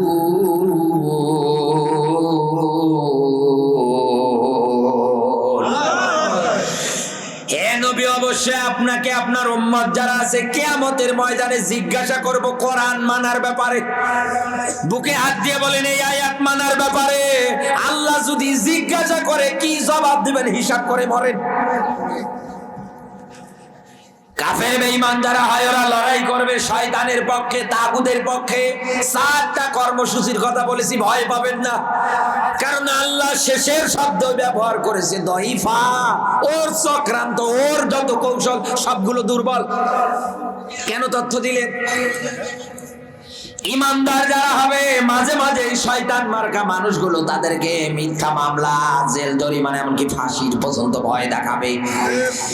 কোরআনে কারিমে আল্লাহ পাক নিজে ব্যাখ্যা দিয়েছে, আল্লাহ তাখাফু ওয়ালা তাহজানু। এই যে খৌফ মানে সাধারণ ভয়, খৌফ মানে আরো জোরে বলেন, খৌফ মানে সাধারণ ভয়, ফসলের ক্ষয়ক্ষতি, এগুলো সাধারণ ভয়ভীতি আল্লাহ দেখাচ্ছেন সতর্ক হওয়ার জন্য। এক কথা বলুন না কেন? মাঝে মাঝে আল্লাহ যদি আপনার পরীক্ষা নাই করে তা আপনি সতর্ক হবেন কেমনে?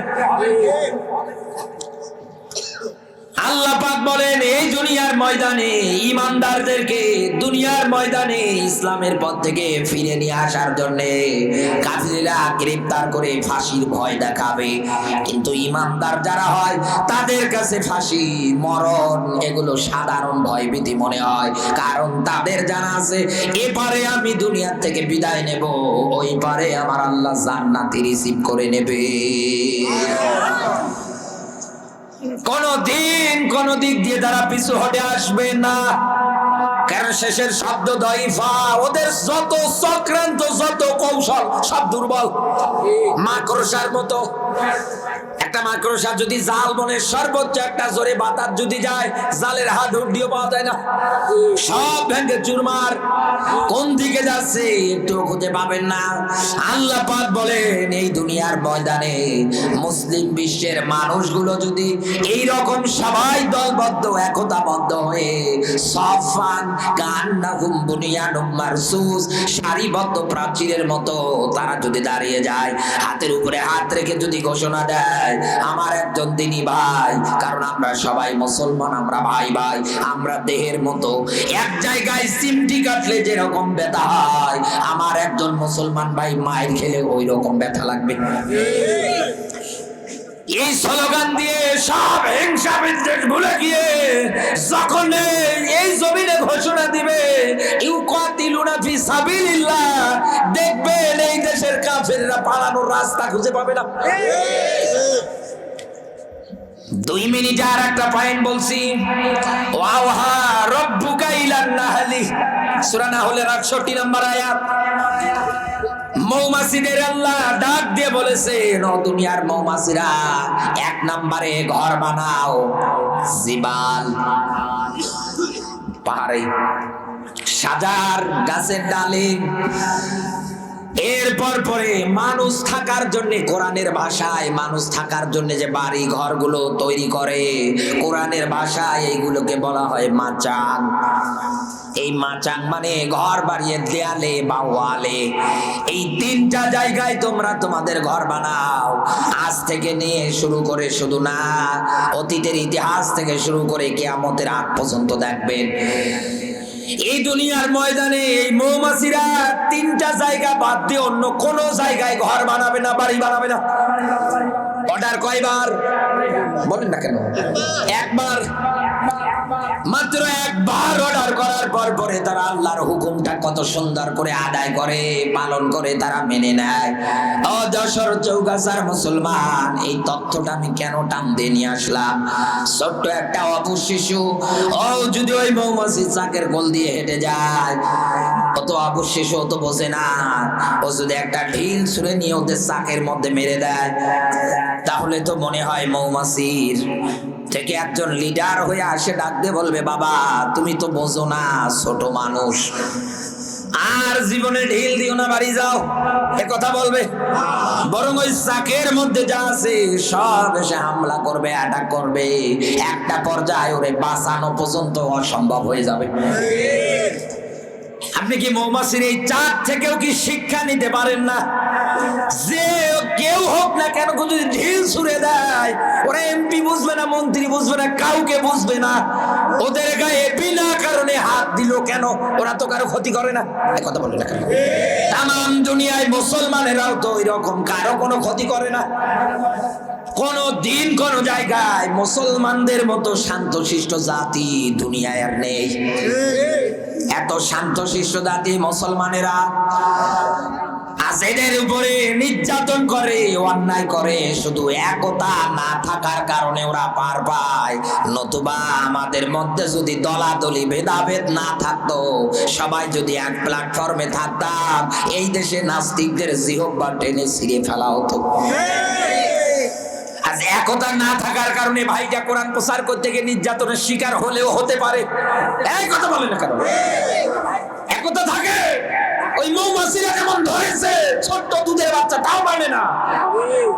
ইসলামের বিরুদ্ধে যেই কথা বলুক, সে নিজের বাবাও যদি হয়, ওনার বিরুদ্ধে লড়াই সংগ্রাম করা ফরজ, সে যেই হোক। আজ আমাদের ভিতরে একতা ঐক্যবদ্ধতা না থাকার কারণে দাবি করে মুসলমান। মুসলমান দাবি করতে তো আপনার লজ্জা থাকা দরকার। আপনি আল্লাহর এই আয়াত কতটুকুন মানেন আমাকে বলেন, যে আমি এতটুকুন মানি, এতটুকুন মানছি, এতটুকুন চেষ্টা করছি। আপনার পরিবারে তাকালে আপনার পরিবারে মেম্বার, চেয়ারম্যান আপনার ছেলের বিচার করতে করতে হাসিয়ে যায়, এমন সন্তান জন্ম দিয়েছেন ও গাঁজা ছাড়া কিচ্ছু বোঝে না। এমন মেয়ে জন্ম দিয়েছেন, ছেলেদের সঙ্গে রিলেশন শুধু ধরে আর ছাড়ে, ধরে আর ছাড়ে। কি মানুষ আপনি গো!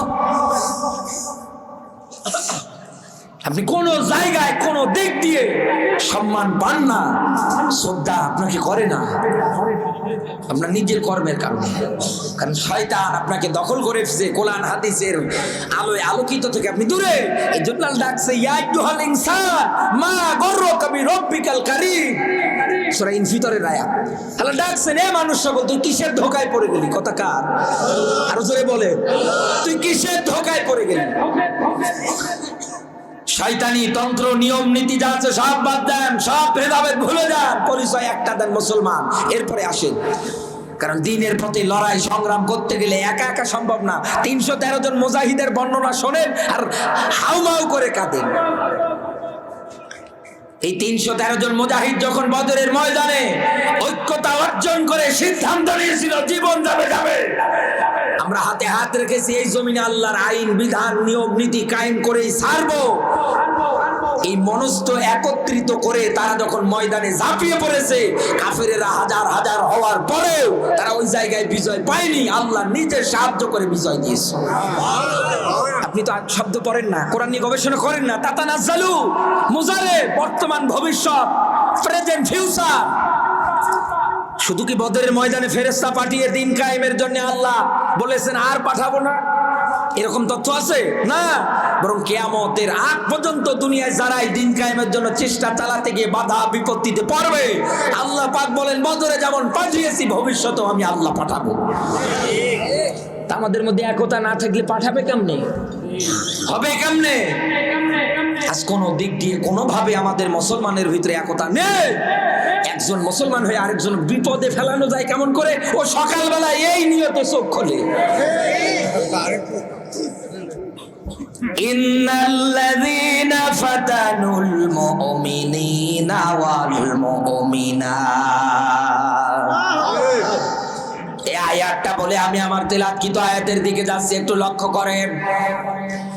একতা না থাকার কারণে একজন মুসলমান হয়ে আরেকজন মুসলমানকে বিপদে ফালিয়ে দেয়। এই যে শব্দের দিকে তাকান, মুমিন এই শব্দটা পুরুষবাচক, মুমিনাত এই শব্দটা স্ত্রীবাচক। আর এই যে ফাতানু, এই ফাতানু মানে শব্দের অর্থ হচ্ছে বিপদে ফেলা, কষ্ট দেওয়া, জুলুম করা। আল্লাহ পাক বলেন এই দুনিয়ার ময়দানে মুমিন নর এবং নারীদেরকে যারা বিপদে দেয়, যারা কষ্ট দেয়, যারা জুলুম করে, সুম্মা লাম ইয়াতুবু ফালাহুম আযাবু জাহান্নাম, আমি আল্লাহ পাক বলছি আমার কথা, ওদের জায়গা হবে জাহান্নাম। এই তথ্য যদি আপনি না মানেন, এবার তাকান সূরা তাহার ৭৩-৭৪ আয়াত, ফা ইন্না লাহু জাহান্নাম। আনন্দ চিত্রে পাপ করতে করতে আপনি মুজরিম অবস্থায় সুম্মা ইলাইনা তুরজাউন, মালিকের সামনে দাঁড় হবে, আল্লাহর ঘোষণা হবে ওয়াসিকাল্লাযিনা কাফারু ইলা জাহান্নামা যুমারা, ওদের টেনে হিসড়ে হিসড়ে জাহান্নামে নিয়ে যা। জাহান্নামে আপনি যখন যাবেন, আল্লাহর ভাষা অনুযায়ী, ব্যাখ্যা অনুযায়ী, লা ইয়ামুতু ফিহা ওয়ালা ইয়াহইয়া, মরবেন না বাঁচবেন না, মরার বাঁচার মধ্যবর্তী স্থানে থাকবেন।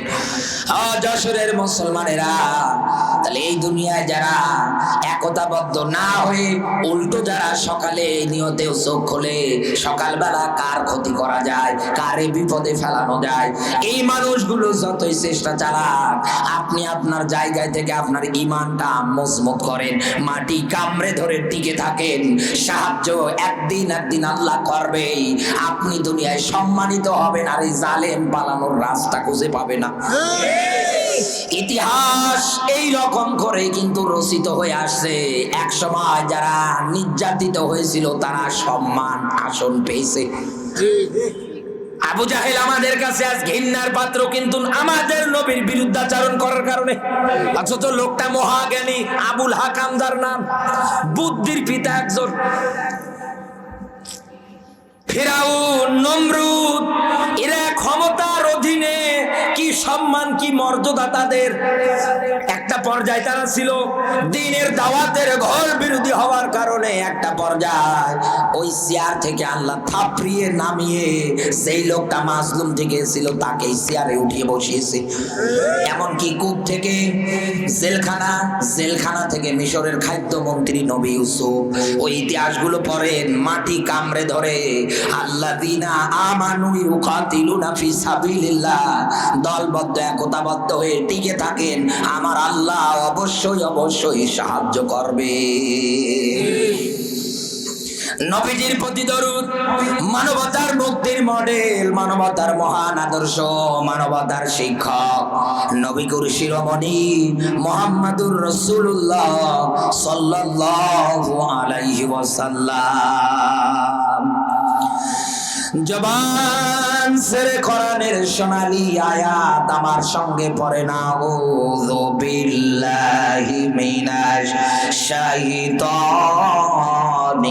রাজিম, বিসমিল্লাহির রহমানির রহিম।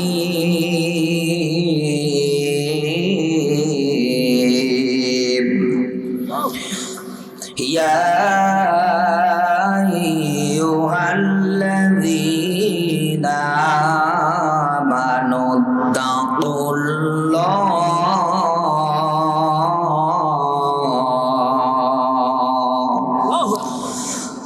ওয়া কুনু মা'আস সাদিকিন।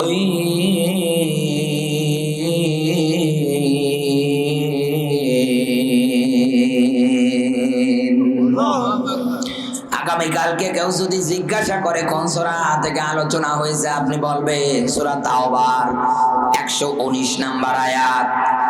দেখি তো এই শর্ট সময়ে আয়াতের মধ্যে আল্লাহ কি তথ্য দিয়েছে। আল্লাহ পাক বলেন, ইয়া আইয়ুহাল্লাযীনা আমানু, ওহে যারা ঈমানদার, তোমাদেরকে বলছি, ঈমানদার যারা তাদেরকে আমি একটা পয়েন্ট মাত্র বলছি এই আয়াতগুলোর আলোকে, কাযিমিনাল গায়ব, রাগ কন্ট্রোল করা লাগবে, রাগ নিয়ন্ত্রণ করা লাগবে, তাহলে না আপনি ঈমানদার। কথা কার? রাগ বলতে কি বোঝেন? বউটা রান্না করতে গিয়ে তরকারিতে লবণ বেশি দিয়ে ফেলেছে, তাই বউকেও গাল, ওর মাকে পর্যন্ত গাল, এই রাগ না। এই দুনিয়ার ময়দানে ভাই ভাই মারামারি করার পরে জমি জামা নিয়ে ঝামেলা, এই রাগও না। এগুলোতে আপনি সাধারণ রাগ এমনিই দেখবেন। এলাকার কেউ যদি এসে আপনাকে বুঝতে হয়, শোন তোরাই তো ভাই ভাই, খামাখা মারামারি কি কারণে করিস? বাপের যতটুকুন সম্পদ আছে, দুইটা ভাই তো তোরা, সুন্দর করে ভাগ করে তো নিতে পারিস, কিন্তু এই দুনিয়ার ময়দানে একটা ক্ষেত্রে রাগ কেউ ওইভাবে চেক দিতে পারে না। সেই রাগের নাম হচ্ছে রাজনৈতিক প্রতিহিংসার রাগ। এই রাজনৈতিক প্রতিহিংসার রাগের কারণে এই দেশে নির্বাচনের সময় কত নিরপরাধ মানুষকে কুপিয়ে পর্যন্ত মারল। তুই আমার বিরুদ্ধে কেন দাঁড়ালি, তুই আমার বিরুদ্ধে কেন আসলে এই জায়গায়? এই রাজনৈতিক প্রতিহিংসার কেউ যদি বুঝো দিতে যায়, কি দরকার এগুলো নিয়ে এই করার ওই করার? বলে হ্যাঁ, ওই দলের হয়ে দালালি করো। কথা বলে দেখেন, আল্লাহ পাক বলেন বান্দা শোন, এই দুনিয়ায় তুই যদি নিজেকে ইমানদার দাবি করিস, তাহলে আমি আল্লাহ পাক বলছি তোকে জমিনে রাগ কন্ট্রোল করা লাগবে। এই রাজনৈতিক প্রতিহিংসার কারণে এই দেশে প্রতি বছর হাজার হাজার মানুষ গুম হয়, হাজার হাজার মানুষ কারাগারে থাকে, হাজার হাজার মানুষের জীবন চলে যায়। আপনি না বোঝার ভান করে আছেন। হযরত আলী জিহাদের ময়দানে যাওয়ার পরে কাফেরের বিরুদ্ধে অস্ত্র ধরে জিহাদ করতেছিলেন, যাকে আল্লাহ বাগ উপাধি পর্যন্ত দিয়েছিল। মেকাধারে চালাচ্ছেন, পাল্টা আক্রমণ দিয়ে কাফের যখন মাটিতে, হযরত আলী তরবারি উঁচু করেছে মেরে দেবে, ঠিক বডি বরাবর যখনই নিচু হয়ে গিয়েছে, কাফের নিচ থেকে একটু উঁচু হয়ে আলীর মুখের দিকে থুথু মেরেছে। সঙ্গে সঙ্গে আলী তরবারিটা আর একদিকে করলেন, ডাক দিয়ে বললেন, আল্লাহর বান্দা, এই জায়গার মধ্যে থেকে জলদি করে তুমি আমার চোখের সামনে থেকে চলে যাও। কাফের অবাক, কি গো আলী, এতক্ষণ না তুমি আমাকে হত্যা করার জন্য কি চেষ্টাটাই না চালাচ্ছ, আর এখন বলছো চলে যাও, ব্যাপার কি? ডাক দিয়ে বলছে, ভাই শোনো, এতক্ষণ আমি তোমার বিরুদ্ধে অস্ত্র ধরেছিলাম, লড়াই করতেছিলাম আল্লাহর জমিনে আল্লাহর দ্বীন আর ইসলামটা বাস্তবায়ন করার জন্য। এটা নিয়ে তোমার সঙ্গে আমার একটা রাগ ছিল, তুমি সত্য বিধান মানো না, তুমি এই দুনিয়ার ময়দানে মুসলমানদের বিরুদ্ধে আল্লাহর বিরুদ্ধে অস্ত্র ধরে এসেছো, আর আমার উপরে আল্লাহর এই দ্বীন ইসলামের পক্ষে লড়াই করা ফরজ। আমি এই ফরজের দিকে তাকিয়ে এতক্ষণ লড়াই করেছিলাম, আমার রাগ ছিল আর একটা, কারণ তুমি ইসলামের দুশমন, কোরআনের দুশমন, নবীজির দুশমন, এইটা তোমার পরিচয় ছিল। কিন্তু যখন এই তুমি আমার মুখের দিকে থুতু মেরেছো, আমিও তো মানুষ, আমারও তো প্রেস্টিজ বলে কথা আছে, আমারও তো পার্সোনালিটি বলে কথা আছে, নিজস্ব একটা রাগ আমার তৈরি হয়ে গিয়েছে। সঙ্গে সঙ্গে হযরত আলীর কথাবার্তা শোনার পরে লোকটা ডাক দিয়ে বলছে, ভাই, যেই ধর্মের নিয়ম নীতি এত সুন্দর বন্টনমালা বলে দেয়, এতদিন ভ্রান্ত ধারণায় ছিলাম, আমি আর অন্য ধর্মে ভ্রান্ত কোনো দিকে থাকবো না, কালমা পড়ে মুসলমান হতে চাই। এইরকম ইমানদার দুনিয়ায় হওয়া লাগবে। এরপরে আল্লাহ ডাকছে, না মানুত্তাকুল্লাহ, এ বান্দা, আমি তোকে বলছি এই দুনিয়ার ময়দানে তুই আমাকে ভয় কর। কেমন ভয়? ভয় করার মতো ভয় কর। ভয় আবার করার মতো কেমন হয়? তার মানে আল্লাহ যেটা বুঝিয়েছে, এই দুনিয়া ইমানদার দাবি করার পরেও যারা সুদের ব্যবসা জমজমাট চালিয়ে যায়, সুদ খায়, নামাজ পড়ে, ঘুষ খায়, নামাজ পড়ে, সকল করে গীবত, পরনিন্দা, সমালোচনা, যত খারাপ কাজ আছে সব একাধারে চালিয়ে যায়, জিজ্ঞাসা করবেন ইমানদার, বলে হ্যাঁ আমার ইমান আছে, নামাজ না পড়লেও ইমান তাজা আছে। কি মান গো? আল্লাহ পাক বলেন, বান্দা শোন, আমি শব্দের শুরুতে ইমানদার এই শব্দটা দিয়ে এই কারণে আল্লাহ বলেন আমি শুরু করেছি, কারণ ইমানদার তোমাদেরকে বলছি, যত আমার এরকম নিষিদ্ধ হারাম কাজ আছে, ঘৃণা করে, ভয় করে ছেড়ে দিয়ে আসা লাগবে। এই দুনিয়ার ময়দানে সত্যবাদী মানুষ যারা আছে, তাদের সঙ্গী সাথী হওয়া লাগবে। আল্লাহর ভাষা অনুযায়ী দুনিয়ায় সঙ্গী সাথী কারা হবে আপনার? মিনান নাবিয়্যিনা ওয়াস সিদ্দিকিনা ওয়াশ শুহাদাই ওয়াস সালিহিন ওয়া হাসুনা উলাইকা রফিকা। সূরা নিসার 69 নম্বর আয়াত, 1 নম্বরে নবীরা, নবীরা এখন কিন্তু বেঁচে নেই। আল উলামা ওয়ারাসাতুল আম্বিয়া, আলেম ওলামা যারা আছে এরা আপনার বন্ধু। 2 নম্বরে এই দুনিয়ায় যারা সিদ্দিক সত্যবাদী মানুষ এরা আপনার বন্ধু হবে। 3 নম্বরে শুহাদা, শহীদ মানে সাক্ষ্য, সাক্ষী। এই পয়েন্টটা নিয়ে একটু চিন্তা করা যাক 2 মিনিটে। এই দুনিয়ার ময়দানে যেই লোকটা দ্বীন ইসলামের পথে অবিচল থাকে, টিকে থাকতে গিয়ে মারা যায়, আরে ভাই এ তো মারাই যায়, আল্লাহর কাছে নাই, জিন্দা থাকে আমরাও তো উপলব্ধি করতে পারি না, লোকটা তো কবরে। কোনদিন কি তার সঙ্গে আর বন্ধুত্ব করা সম্ভব? তাহলে আল্লাহ শুহাদা এ শব্দ দিলেন কেন?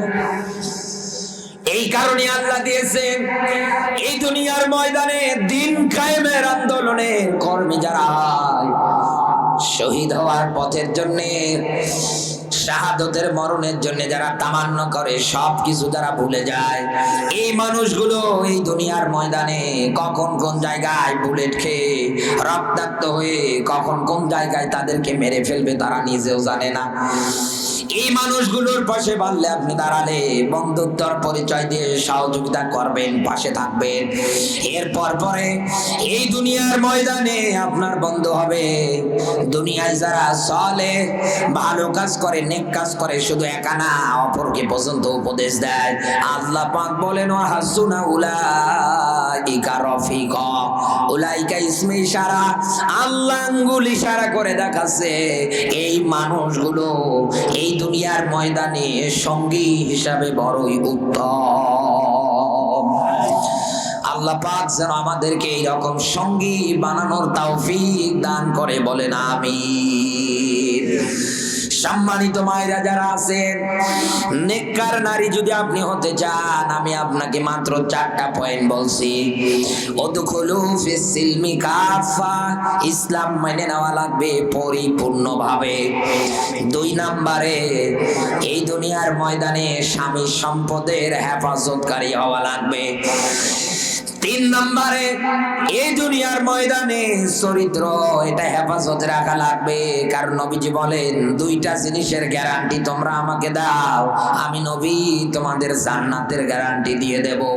1 নম্বরে জবানের হেফাজত, 2 নম্বরে লজ্জাস্থানের হেফাজত। ছোট্ট হাদিসগুলোর ক্ষেত্রে পাওয়া যায় আল হায়াউ সুবাতু মিনাল ঈমান, লজ্জা, শরম, হায়া এগুলো ইমানের একটা অংশ। ইমানের 70টার অধিক শাখা পোশাকা আছে, তার ভিতরে এটা একটা। সম্মানিত মায়েরা যারা আছেন, সর্বশেষ যে পয়েন্টটা আপনাদের জন্য বলতে চাই, চেষ্টা করবেন বেশিরভাগ সময়ে ঘরে অবস্থান করা। কারণ আপনি ঘরেই নিরাপদ বেশি, বাইরে নিরাপদ না জামানা অনুযায়ী। একথা বললেন না কেন? যে জামানা চলছে এই দেশে 80 বছরের বুড়িও নিরাপদ না। এই জন্য মায়েরা চেষ্টা করবেন ঘরে অবস্থান করেন। বাইরে যদি আসতেই হয় এমন বোরকা পরে আসবেন যে বোরকার নিচে 26, 25, 22 বছরের যুবতী আছে না, 80 বছরের বুড়ি আছে, কেউ যেন আন্দাজ করতে না পারে। আর এরা বোরকা বানিয়েছে, কিনেও নিয়েছে, পিছনে আবার ফিতে দেওয়া। কথা বলুন না কেন? এমন কায়দায় টাইট ফিট কাপড় পরে রাস্তায় বের হয়, বিড়ালের সামনে শুটকি মাছের আইন দিয়ে বিল পাস করলে কাজ হয় না। বিড়াল একবারে বলবে শুটকি মাছ আমার ভালোই লাগে, ফতোয়া তুমি যতই দাও কোনো লাভ নেই, খেলা স্টার্ট হবে। কারণ ও খাবেই শুটকি, যে কোনো দিক দিয়ে হয় হোক। সম্মানিত মায়েরা যারা আছেন, অধিক সম্মান কিন্তু আপনাদের ইসলামের মধ্যে নবীজি নিজে আপনাদের সম্মান বাড়িয়েছেন। এই সম্মান যেন আল্লাহ পাক আপনাদের ধরে রাখার তৌফিক দান করে। সাহাবী আসলেন, ডাক দিয়ে বললেন হুজুর কার খেদমত করব? নবীজি বললেন উম্মুকা, তোমার মা সবচাইতে বেশি হকদার। 3 বার বললেন উম্মুকা উম্মুকা উম্মুকা, তোমার মা তোমার মা তোমার মা। 4বার গিয়ে নবীজি বাবার কথা বলেছে, ও মা, অনেক সম্মান ইসলাম আপনাদের বাড়িয়েছে মর্যাদার দিক দিয়ে। আল্লাহ পাক আমার তামাম বিশ্বের মা বাবা বোনগুলোকে দ্বীন আর ইসলামের পথেই যেন কবুল করে, জোরে বলুন আমিন। আমরা এখন দোয়ার দিকে যাব। এলোমেলো ভাবে অগোছাল যতটুকুন কথা আমি বলেছি অসুস্থ শরীর নিয়ে, আল্লাহ পাক আমাকে আমল করবার, আপনাদেরকে আমল করবার যেন তৌফিক দান করে, বলেন আমিন। আরো জোরে বলেন আমিন। দোয়া করে দিই। হ্যাঁ, আল্লাহুম্মা আমিন। রব্বানা যালামনা আনফুসানা ওয়া ইল্লাম তাগফির লানা ওয়া তারহামনা লানাকুনান্না মিনাল খাসিরিন। রব্বুল আলামিন, তাকিয়ে দেখো গভীর রজনীতে তোমার দরবারে এতিমের মতো, ভিক্ষুকের মতো, কাঙ্গালের মতো আল্লাহ তোমার বিশাল বিশাল সৃষ্টির তুলনায় আমাদের ছোট্ট ছোট্ট দুটি হাত তোমার দরবারে উঠিয়ে ধরলাম। মেহেরবানি করে আল্লাহ জীবনের অপরাধ গুলোর দিকে তাকিও না, তুমি তোমার রহমতের দিকে তাকিয়ে আমাদের মাফ করে দাও। সাত্তার নামের ওসিলায় যেমন করে জীবনের অপরাধ গোপন করে দিয়েছো, ও আসমানের মালিক তোমার কাছে ফরিয়াদ করে বলছি আল্লাহ, ওইভাবেই আমাদের জীবনের অপরাধ গুলো তুমি মাফ করে দাও। রব্বুল আলামিন, গভীর রজনীতে আমার সঙ্গে যারা হাত উঠিয়ে আমিন আমিন বলছে আল্লাহ, আমি জানি না কে যেন তার জনম দুঃখিনী মারে হারিয়েছে। মায়ের মতো শ্রেষ্ঠতম নিয়ামত পৃথিবীর আর কোথাও নেই। যত মা বলে ডাকি তত তো আনন্দ লাগে। আল্লাহ, এই মাটা যাদের খবরে, আল্লাহ গো খবরটারে জান্নাতের বাগান বানিয়ে দাও। দুনিয়ার মুখ দেখাতে গিয়ে এত পরিমাণে যন্ত্রণা, এত পরিমাণে কষ্ট তরমুজের মতো করে পেটের মধ্যে বহন করে করে নিয়ে চলেছিল, কারো কাছে 10টা টাকাও দাবিদার করেনি। দুনিয়ায় আসার পর পরে পোশাক পায়খানা করে দিতাম, খেতে বসতো ওই সময়ে বিরক্ত হয়ে একটা গালি পর্যন্ত দেয়নি। এই যে এত শ্রম একাধারে 22-23 বছর ধরে দিয়ে গেল, একটা বারের জন্য ও কারো কাছে বলেনি তোরে মানুষ করতে গিয়ে আমার এতগুলো টাকার বিল হয়েছে, তুই আমার দে। একটা বারের জন্য ও মা আমার কারো হাতে কারো কাছে এইরকম কোন বিল ধরিয়ে দেয়নি। নিঃস্বার্থ ভালোবাসা দিয়ে যাদের মাছকে কবরে মুসাফিরের হালতে আমি দোয়া করি, আল্লাহ কবরটারে জান্নাতের বাগান বানিয়ে দাও। রব্বুল আলামিন, আসমানের মালিক, বাবা যাদের কবরে, আল্লাহ তারা তো বোঝে তাদের মাথা থেকে কত বড় ছায়া সরে গিয়েছে। বাবা যে কি জিনিস, যাদের বাবা নেই তারা শুধু বোঝে। রব্বুল আলামিন, এই বাবা জীবনের খাটতে খাটতে হাতের চামড়া গুলো পর্যন্ত কালো বানিয়ে ফেলা। বাবা হওয়া সহজ ব্যাপার না, একটা সংসার পরিচালনা করা চারটেখানি ব্যাপার না। যারা বাবা, যারা পরিবারের কর্তা, শুধু তারাই বোঝে। সবার চাহিদা ঈদের মধ্যে পূরণ করে দিয়ে দেখা যায় ঈদের মাঠে বাবা আমার সেই 2 বছর আগের একটা পাঞ্জাবি গায়ে দিয়ে ঈদের মাঠে যাচ্ছে। বাবাকে যদি জিজ্ঞাসা করা হয়, বাবা তুমি তো ঈদের মধ্যে নতুন কোনো কাপড় জামা কাপড় নিলে না, সবার সুন্দর সুন্দর জামা কাপড় কিনে দিলে, একটা বারের জন্য নিজে নিলে না। বাবা ডাক দিয়ে বলে, বেটা শোন, এই দুনিয়ার ময়দানে বাবা হওয়া সহজ ব্যাপার না। যেই দিন বাবা হবি ওই দিন বুঝবি কি কষ্ট। তোদের গায়ে সুন্দর জামা দেখে এটাই আমার ভালো লাগছে, আমার নতুন জামার কোনো দরকার নেই। তোদের সুখেই তো আমার সুখ। আল্লাহ, এই দুনিয়ায় অনেক অবুঝ সন্তানেরা আছে, এই বাবাগুলোকে বৃদ্ধাশ্রমে রেখে আসে, এই মার বৃদ্ধাশ্রমে রেখে আসে। আল্লাহ, মুসাফিরের হালতে মার বাবা উভয়কে হারিয়ে আমার সঙ্গে যারা হাত উঠিয়ে আমিন আমিন করছে, আল্লাহ তোমার সেই কোরআনের আয়াত পড়ে আমরা তোমার কাছে হাত তুলেছি। রব্বির হামহুমা কামা রব্বায়ানি সগীরা। রব্বুল আলামিন দাদা দাদি নানা নানি ফুফা ফুফি আত্মীয় স্বজন পাড়া প্রতিবেশী ময় মুরব্বী হাল বর্ডার মেম্বার থেকে আমরা যারাই যাদেরকে হারিয়েছি বিদায় তার মাগফিরাত কামনা করি। আল্লাহ তুমি মাফ করে দাও। আমার মা বাবা বেঁচে আছে, আল্লাহ নেক হায়াত দিয়ে দাও, সালিম আলে বরকত দিয়ে দাও। আল্লাহ যারাই জীবিত আছে দ্বীন আর ইসলামের পথে কবুল করে নাও। রব্বুল আলামিন আসমানের মালিক, আমরা অনেকে ব্যবসা করে খাই, ব্যবসায় বরকত দিয়ে দাও। আমরা অনেকে খেতে খামালে কাজ করি, আল্লাহ আমাদের ফসলগুলোর উপরে বরকত দিয়ে দাও। রব্বুল আলামিন যে যে কর্মের উপরে আছে আল্লাহ সব কর্মগুলো কবুল করে নাও। রব্বুল আলামিন আজকের এই মাহফিলটা একটা কবরস্থানের উদ্যোগে মাহফিল। রব্বুল আলামিন পাশেই কবরস্থান, কার যেন মা শুয়ে আছে, কার যেন বাবা শুয়ে আছে, আল্লাহ দেওয়ার মতো তো আমাদের কাছে কিছু নেই। ওয়ারিস হিসাবে দোয়া করি আল্লাহ আমাদের দোয়া তুমি কবুল করে নিয়ে কবরগুলোর জান্নাতের বাগান বানিয়ে দাও।